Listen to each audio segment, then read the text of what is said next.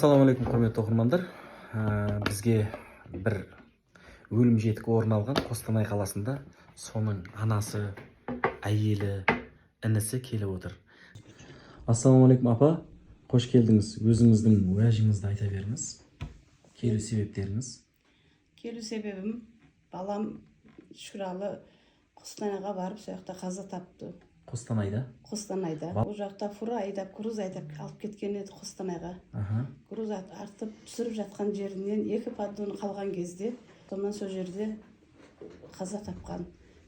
Содан кейін естік, қара ұрған, ол қарашы айтқан, бұның жүрегінен ұстап қайтыс болған деп. Бізге кейіннен айтты қара ұрған. Енді ол қара ұрған адам свобода жүріп тұр. Ешқандай нәтиже жоқ. Заводқа апарған, Коммет деген фирмаға апарған екен. Содан сояқтан сондай хабар келді бізге. Қазір әйелі отырған екен, бұл сіздің келініңіз ғой? Келінім, үлкен келінім. 6 бала шағасы бар келінімнің, баламның. Есіміңіз? Зарина, Смаилова Зарина. Смаилов Шүралының әйелі боламын. Әділдік сұраймын. 6 бала шағам қалды. Күйеуімізді асырап жүрген. Тек қана фура айдайтын бе еді? Иә, фура айдайтын тек қана. 6 бала шағасын бағатын, инвалид әкесі бар. Алла сабыр берсін. Алла сабыр берсін.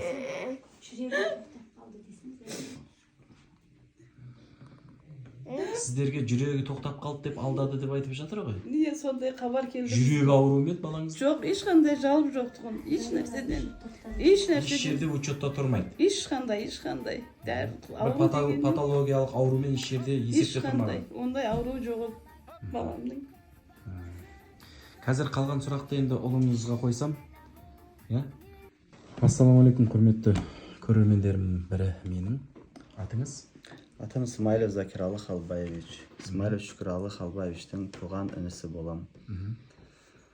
Ағам Харгос қаласынан Коммет фирмасына груз әкеліп, сол жерде түсіріп атқан жерінде автокара машинасымен сояқта қысылып қайтыс болып көз жұмған. Қайда сояқта? Қостанай қаласында Коммет фирманың складында груз босатып атқан жерінде. Қай жылдар, қай уақыттарды білдіре аласыз ба? 2025 жылы 16 январ күні. Қаңтардың 16 күні. Қаңтардың 16 күні. Сізге кім хабар берді ол жайлы? Маған звонок келді, қоңырау келді, белгісіз бір номерден. Ағаңызға звондаңыз, что-то құлаған деп айтты, есін жиямай жатыр деп. Мен ағамның өз телефонына звондасам, сол жерде бір фура айдайтын Мамет деген жігіт телефонды көтеріп айттым, не болып жатыр ағам қаны десем, ол қайтыс болды деді маған сразу. Не болды, қандай шара болды десем, білмейміз деді, қазір деді, айтамыз. Нометтен кейін звондасам, айтып жатыр, жүрегі тоқтады деді. Біреу айтты, құлады деді. Бізге нақты ешкім жауап берген жоқ ояқтан. Енді осы күнге дейін бір адвокат жалдадыңыздар ма? Адвокат жалдадым өзім. Қай жақтан? Қостанай қаласынан. Ол не жұмыс жүргізіп жатыр? Ол баста жақсы жұмыс жүргізді. Қазір ақырына қарай мен 3 рет Қостанай қаласына бардым. Прокуратураға кірдік. Сол жерде фирманың егесіне ешқандай шара қолданып атқан жоқ. Баста дело ашылған 156 статьямен, кейін мен 23 қаңтар күні Қостанай қаласына барсам, деланы развал істеп 104-те бір легкий статья қойған. Ең оңай статья, жеңіл статья. Фирманың егелеріне ешқандай шара қолданбаған. Фирма өте үлкен фирма. Бәрін олар, күмәнім бар, сатып алған олардың бәрін. Ешкім үндемей атқан жоқ. Баланың үстіне жығып атыр, ана қара айдайтын, қарасы өмір дегеннің 104 статьямен. Жоқ, Түркия Республикасының азаматы екен. Ол жағынан маған ешқандай хабар берген жоқ. Мен 2-3 рет сұрадым ол жақ. Ондай допростарын айтқан жоқ. Біз допрос аватырмыз, жұмыс жүргізіп атырмыз деді. Мен барған кезде ағамның машинасы тұрған жерде бірінші тергеуші қыз Кайыпжанова Баян деген сол қыз жақсы жұмыс атқарып атқан. Сол машинаның қасына келдік. Сол жерде қауіпсіздік ережесі туралы видео съемка бәрін түсірді. Сол кезде машинамен груз түсіріп атқан ящиктің арасын метрмен есептеді, 5 метр 30 сантиметр.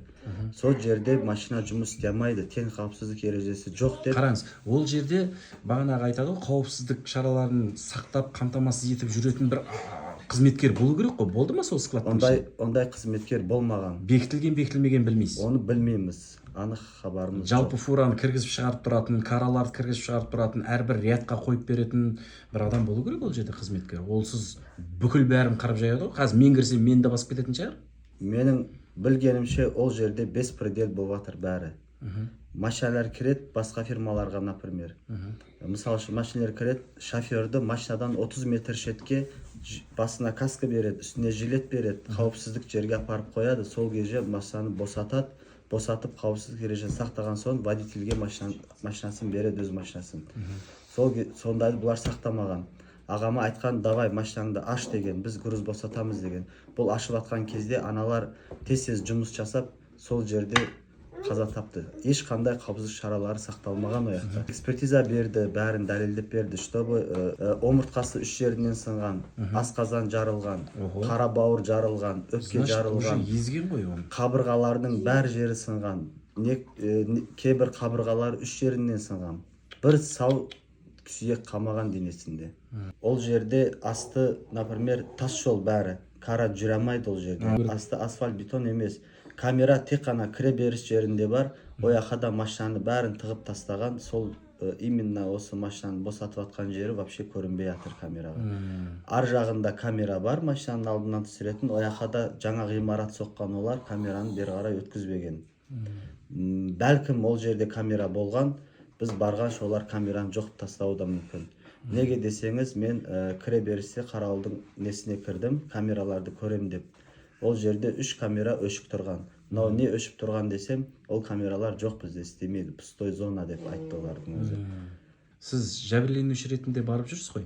Сараптама тағайындағанда бағана өнеркәсіптік МЧС дейді ғой, төтенше жағдай департаменті дейді. Соған қатысты қандай сараптамалар тағайындалды?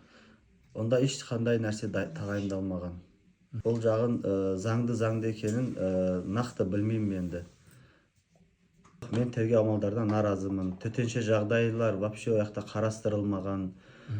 Негізі олар ағам қайтыс болған кезде нелер бияқтан сотрудниктер барған кезде олар вообще транзитный оформить етіндер, вообще бияққа келмеген деп сондай айтқан оларға. Кейін экспертизадан кейін уже олар нақты оформить етіп. Жалпы ол жерге жедел жәрдем келген ба? Жедел жәрдем келген 40 минуттан кейін келген.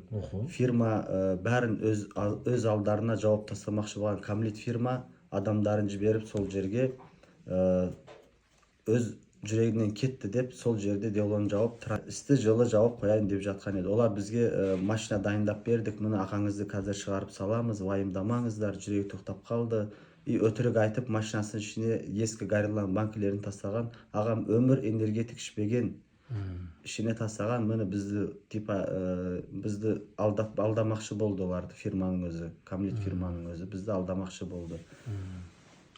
Енді қараңызшы, Қостанай қаласында болып жатырған оқиға, например, Қостанайдың өзінің маңдайына тіккен бір әкімі болады.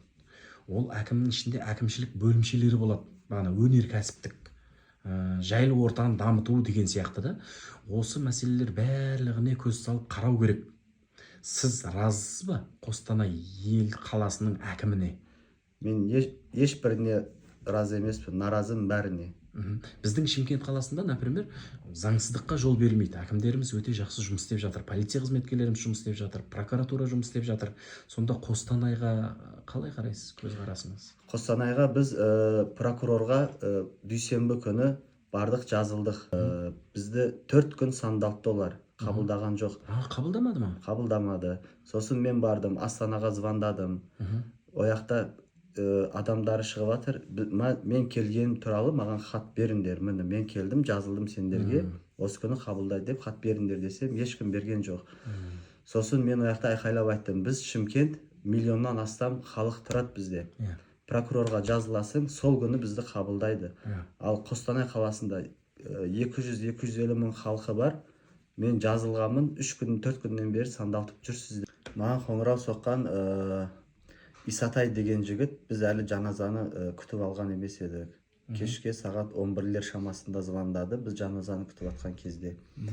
Сол кезде звондап бізге айтты, мен деді, кара айдайтын шофердің, Қарасы Өмердің бажасы болам деді. есім Исатай болады деді. Біздің деді бажамыз деді байқаусыздықта сіздің ағаңызды қарамен қысып қалған. Келіп алдарынан өтейін деп жатырмыз деді. Бағанағы бұрмалап жүректен тоқтап қалды дегендер уже ақиқат ашылып жатыр ғой. Қарамен қысқан болып жатыр уже. Иә, ол ақиқаттар уже ашылып жатыр. Сол кезде мен айттым, біз қазір жаназамызды алайық, жерлейік, үйдегілер бәрі шокта, одан кейін хабарласамыз дедік. Жарайды деді, телефонды өшірді. Кейін 23 қаңтар күні мен Қостанайға барып, уже звондасам, олар телефонды алып, ешқандай связға шыққан жоқ. Кері байланыс орнатпады. Кері байланыс орнатпады. Маған бір белгісіз бір номер звондады. Маған айтты, мен сендерге көмектеспекшімін. Қостанай қаласындасыз ба деді. Дедім, я дедім, келіңіз. Келді. Кездесік сол жігітпен. Өзі Әзербайжан елінің азаматы екен, Камлит фирмасының представителі екен. Сол мен бір-екі видео шығарған кезде ол видеоны көріп келген. Сендер нап біздің фирмаға кір келтіріп жатсыңдар. Біздің фирма бияқта қатысы жоқ. Сонымен менің аузымнан қандай жұмыстар жүргізіліп жатыр деген әңгіме алмақшы болды. Сол айттым, біз қазір жұмыс жасап жатырмыз заңды түрде деп. Қаланың прокурорына кірдіңдер ма деді. Я кірдім дедім. Ол қаланың прокуроры Линсан фирманың юристі. Сендер еш нәрсе істей алмайсыңдар деп. Сендер дедім, онда дедім, ақталып шықсаңдар, ертең тағы водительдер келеді, сендерге кіреді, груз босатып жатқанда тағы өлтіріп тастайсыңдар. Сендерге ешқандай шара қолданылмаса қалай болады, әділдік емес қой деп айттым мен оған. Ол жоқ, біздің компания үлкен компания, сендер еш нәрсе істей алмайсыңдар деп кетіп қалды ол жігіт. Біздің президенттен, біздің сот төрағаларынан, біздің генеральный прокуратурадан, біздің ішкі істер министрінің басшысы Ержан Сәденовтен не сұрайсыз, не талап етесіздер? Әділдік талап етеміз. Жалпы осы өлімге қатысты бірақ адам емес, бірнеше адам болған. Камлит фирма, Линсан фирма, Технопарк фирма, солардың бәрі жауапқа тартылсын деп әділдік сұраймын мен. Апа, сіз не қалайсыз? Мен қалауым, 6 бала шағасын, келін жұмыс істемейді, қолында 1 жасында баласы бар. Жылаумен күніміз өтіп жатыр. Сол ғана табыс көздеді ма сол кісі? Иә, табыс көздеді. Барлығын өзі жағдайын істеп тұратын, 6 бала жағасын бағатын, кредитін төлейтін, ешқандай жалыбы жоқ еді. Енді бұл кетті, балалар бәрі балдары майда. Жақсы апа, қалған жағында Алла жеңілдік қылсын. Осы видеоны шығаруға рұқсаттарыңыз бересіздер ғой? Рұқсатымызды береміз. Береміз рұқсатымызды. Жақсы, Зәкер. Сау болыңыздар. Саламатсыздар ма, қазақ елі? Мен қайтыс болған баланың әкесімін. Жасым 62-де 63-ке кеттім. Мына балам 3 ай болды қайтыс болғанда Қостанайда, Смайлов Шүкіралы Қалбаевич. 3 ай болды, мына бір хабар жоқ. Фирма, бай фирма болған мен, не сонда біз заң жоқ па, закон жоқ па дегендей. Әлі бір дыбыс жоқ, бір хабар жоқ. Бұның соңына кім жетеді енді? Мен де қылам, мен 1-ші группа инвалидпін. Мен өзім жүре алмай жатырмын. Мына балдар кетті кеше Қостанайға. Машинты, автокара айдап баланы езген. Sonra оған заң жоқ па? Бізге жардым қылатын бар ма? Мына майда шүйде балдары әні келінім қалды ортада. Біздің үй кредитте, машина кредитте. Бізге кім жардым болады енді?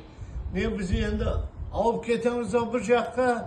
Біз не қыламыз? Бізге бір жардым қылыңдар айндар. Sağ olun.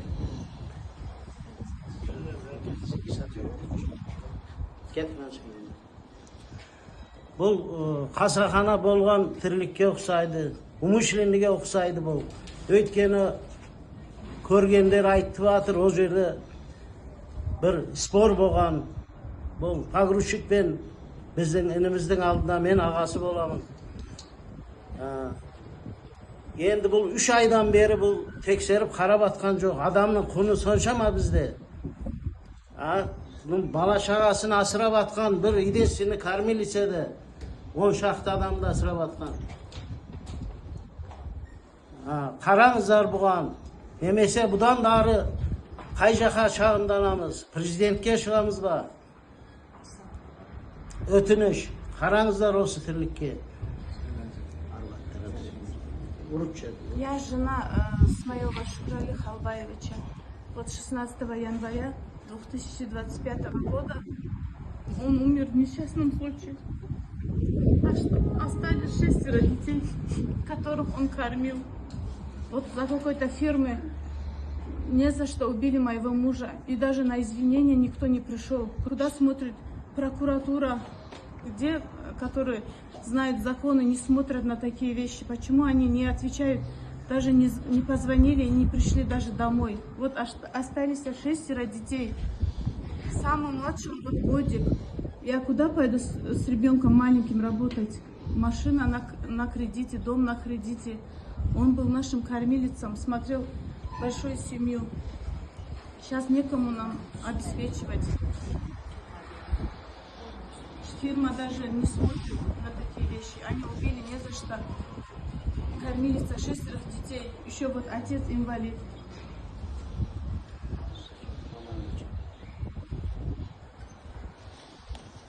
Примите какие-нибудь меры. Смотрите, вот 6 детей осталось. Он был кормильцем. Восстановите ущерб. У него большие кредиты остались. Короче, там крикнул, короче, говорят, по их разговору, говорят, этот пленчик рассказывает, говорит, Каш, видел, говорит, что человек лежит.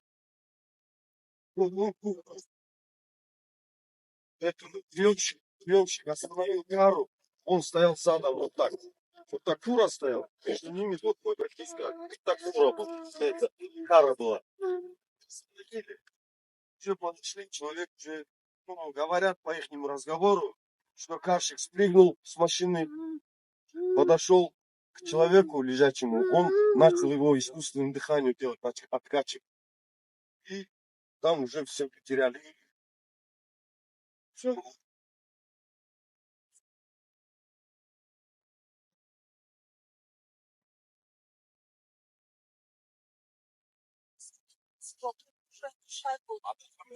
Сайын шыққалы 3 ай болды.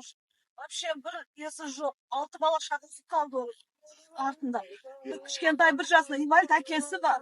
Кредиттері бар. Үй кредиттер, машинасы кредиттер. Ол немен тұрғырады? Әйелі істемейді вообще. Есі жоқ әйелін істейтін. 6 бала шағасы қалды артында. Не фирманың директоры звондамады, не келмеді, ештеңе вообще қимыл жоқ бұларда. Солардың. Бізге бірінші хабар келген кезде бізге айтты жүрегі тоқтап қайтыс болды деп. Олар жаққа келген сотрудниктерге де сөйтіп айтқан, жүрегі тоқтады деп. Экспертиза шыққан кезде уже біз қарасақ, у него биологический смерть. Оказывается, от травмы он умер. Вот экспертиза полностью доказал, у него все ребра сломаны, печень жарылып кеткен, асқазан жарылып кеткен, үш жерінен сынған, қабырғалары бәрі сынған, тектірі қабырғалары 2 жерінен сынған. Бұлар уже біліп тұрып, хотя бы адам қайтыс болған кезде кешірім сұрау бар адамдарда не бар, осыларды бәрін қолға алуларыңызды сіздерден